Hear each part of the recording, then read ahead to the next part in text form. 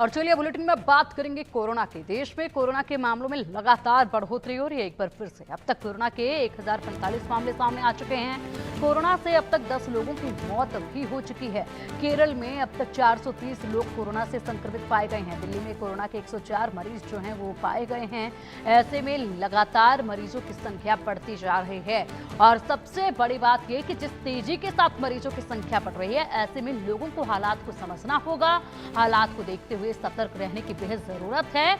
यहाँ पर भीड़ भाड़ वाली जगहों से बचने की बेहद जरूरत है। साथ ही साथ मास्क का उपयोग आप करें और इसी के साथ जो है सोशल डिस्टेंसिंग को एक बार फिर से अपने जिंदगी में अमल में जरूर लेके आएं, ताकि आप भी सुरक्षित रहें, आपका परिवार भी सुरक्षित रहे, आपके आसपास के लोग भी सुरक्षित रहें। और जब इस तरीके से हर एक व्यक्ति अपनी जिम्मेदारी दिखाते हुए कदम उठाएगा तो हो सकता है कि ये जो संख्या लगातार मरीजों की बढ़ती जा रही है, इसमें जो है कमी आए, ये संख्या और ना बढ़े, क्योंकि हालात कहीं पहले जैसे ना हो जाएं।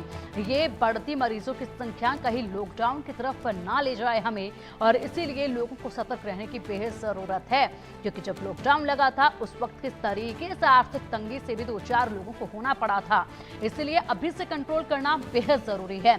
लगातार हाहाकार अब कोरोना से एक बार फिर से देश में मचता जा रहा है। तेज रफ्तार के साथ आंकड़े लगातार बढ़ रहे हैं।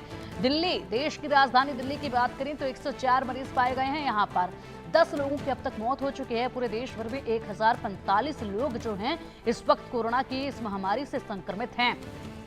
430 लोग केरल में ही केवल पाए गए हैं। यानी कि देखिए, केरल में 430 लोग जो है वो पाए गए हैं। जब पिछली बार यहाँ पर कोरोना की मार देश को पड़ी थी तो उस वक्त भी केरल से ही सबसे पहला मामला निकलकर सामने आया था।